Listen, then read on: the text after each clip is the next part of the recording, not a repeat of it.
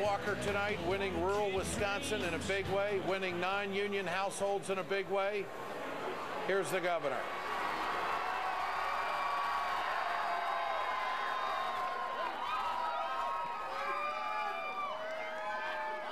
Wow. What a crowd. First of all, I want to thank God for his abundant grace.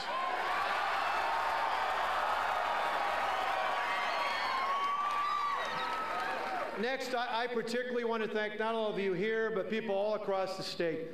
I want to thank you for your prayers, because for the last year and a half, the thing that has sustained Tonette and I and Matt and Alex so much is not just at campaign events, but literally at factories and farms and small businesses. Just about every day over the past year and a half, I've met people at every one of those stops, and what has sustained us is people, many times, people I've never met before, come off the line, come off the farm and say, "Governor, we're praying for you and your family. I can't tell you what that means to me."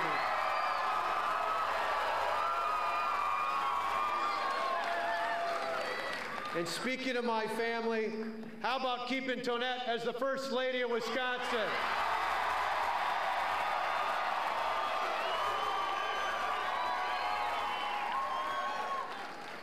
Tonette's just been a rock. She is so courageous, so strong. I'm so glad more than 20 years ago, on May 1st, 1992, she agreed to have that first date with me, and it's been heaven ever since.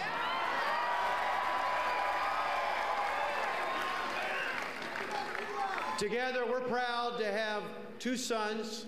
I was going to say boys, but they're not boys anymore. Two sons, Matt and Alex. They've been through a lot this last year and a half. I couldn't be more proud of them. Matt's going to graduate on Saturday, and Alex is going to be a senior.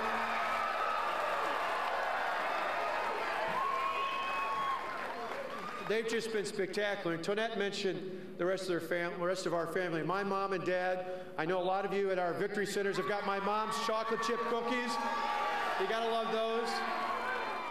My mom and dad, my brother David, my sister-in-law Maria, my two beautiful nieces Isabella and Eva, my father-in-law Tony, to all my family here, and to so many of our longtime friends, so many who've lifted us up over the last year and a half, even when times were tough. We say thank you for all of them.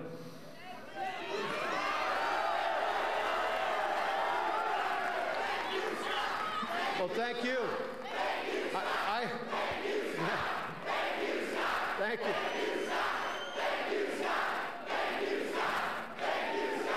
It's great to see so many kids out here, too, because that's what it's all about.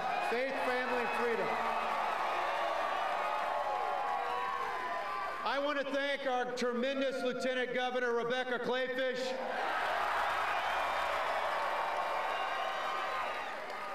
To Rebecca, to her husband, State Representative Joe Kleefisch, their two beautiful daughters. Thank you to them for standing up with us as well, for the proud taxpayers of Wisconsin.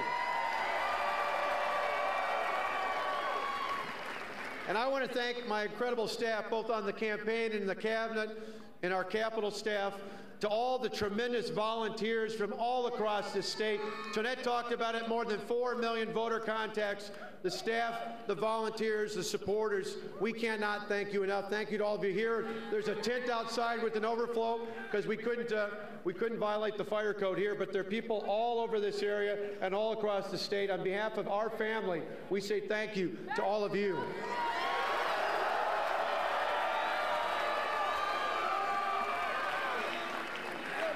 And thanks to all of you and everybody at home watching tonight. Thanks to all the people who yet again entrusted in me your vote as the governor to be the 45th and continue to be the 45th governor of the great state of Wisconsin.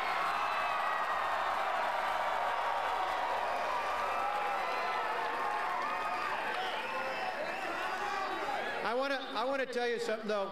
Just let me share with you a quick little story. Last fall, Tonette and I had a chance. I was going to a Governors Association meeting, and we had a chance to travel to Philadelphia, and I went to Independence Hall. As a kid, we grew up in a small town where I loved to study history, but my parents, we didn't have a lot of money, and so we didn't get to often go to places like Philadelphia or Washington. So for me, it was the first trip to Independence Hall. And I got to tell you, I was so touched. I stood in there and I looked at those desks and I looked in those chairs. And even though as a kid growing up, I thought of our founders as superheroes, as bigger than life, standing in that hall, it dawned on me that these were ordinary people who did something quite extraordinary. They didn't just risk their political careers. They didn't just risk their businesses. They literally risked their lives for the freedom we hold so dear today, and the men and women in uniform in this country defend every single day.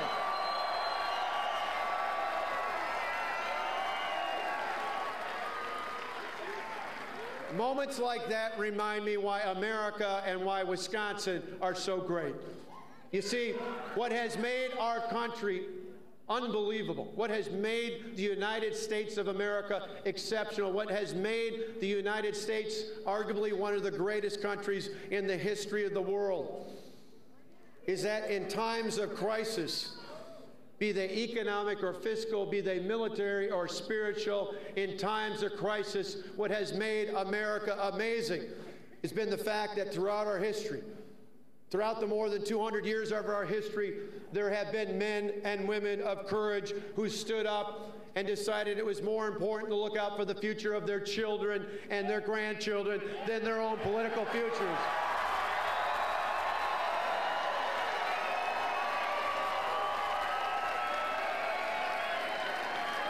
And what has sustained them? What has sustained them here in Wisconsin, across our country, has been when there have been leaders of courage. What has sustained them is there were good and decent people who stood with them shoulder to shoulder and arm to arm. That's what you have done for Wisconsin and for America.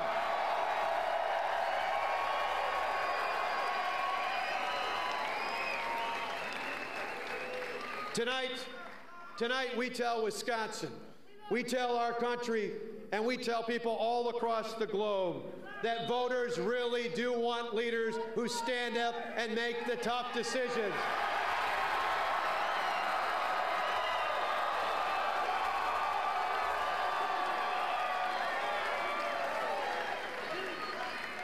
But now it is time to move on and move forward in Wisconsin.